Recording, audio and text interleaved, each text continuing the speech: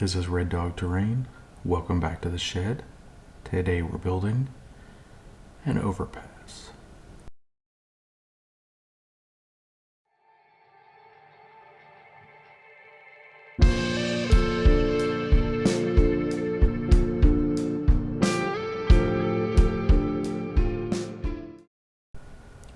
A couple guys at my local game store were explaining that Warhammer is coming out with version 10.0. I know very little about Warhammer. They said in the next version, terrain, and especially terrain over 6 inches, would play a big part. While driving to work, I go under several overpasses. Though they may not be 30 feet tall, who's to say they couldn't be in Warhammer? I cut a piece of 1-inch thick XPS foam at about 13 inches by 6 inches.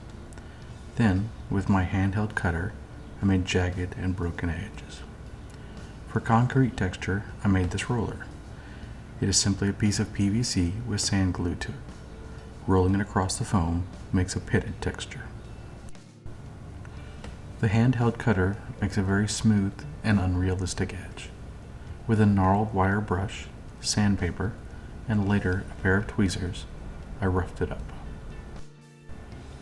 Using my Proxxon, I cut guardrails.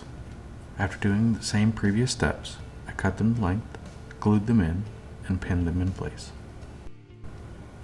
If you were to measure these and then put them in the scale, they would be massive, but on this piece, they look right.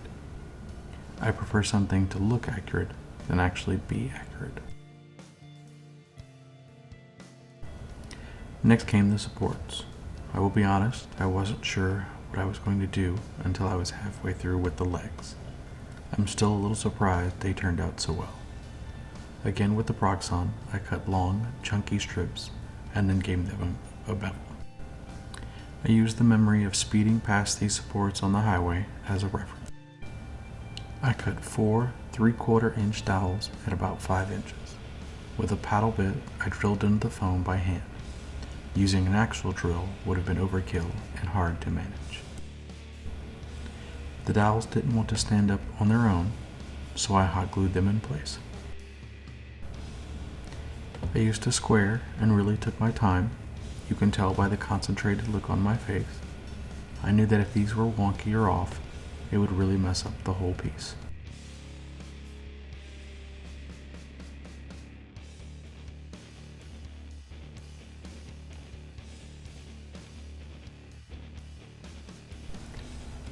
A few thinly cut pieces with 60-degree cuts on the ends made the legs.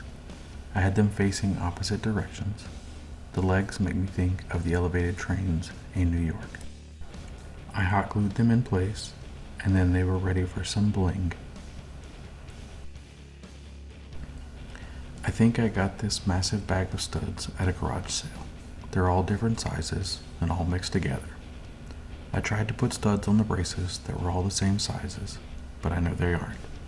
Please don't tell anybody about this glaring OSHA violation. I glued the legs in and gave it a test. It's level and can hold some weight.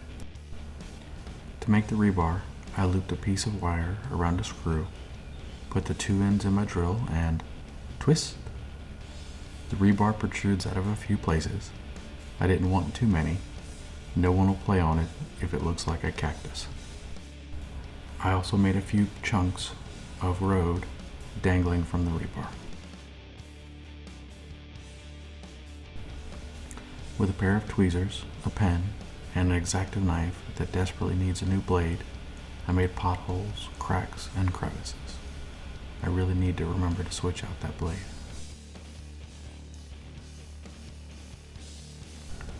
With the build phase done, everything gets a coat of the secret sauce, spray paint, and some base rust colors.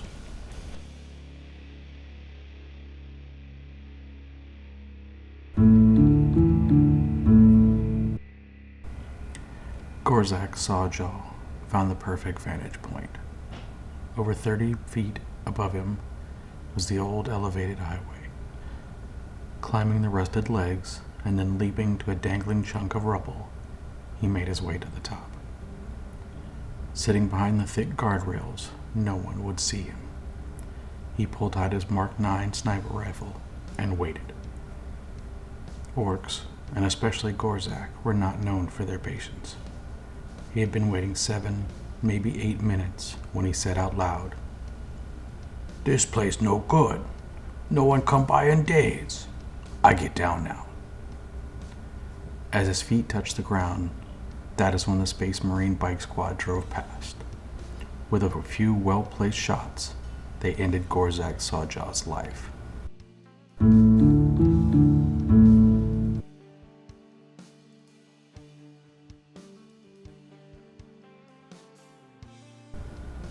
I stippled on green paint with a now ruined brush, avoiding the edges and intersections.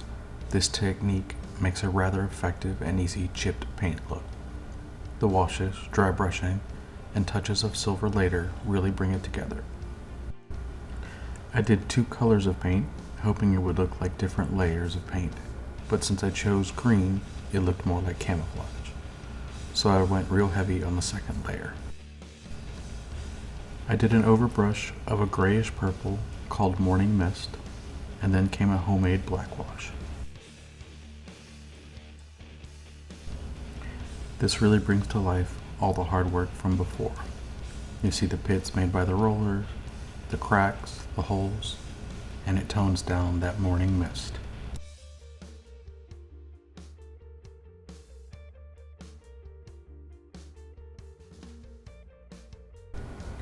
I went back to my favorite rust and grime wash, Soilworks. Not a sponsored video. Yet. I coated the legs in the dark and light rust. I even did a little of the dark rust on the concrete. It made for good oil stains. I also used a little bit of Gnome oil and Agrax Earth Shade in certain spots. Off camera, I painted all the rebar copper. With a very, very light dry brush of silver, I went over the legs and braces. Though it's not realistic, this step really adds to the rust effect. And here is the finished product.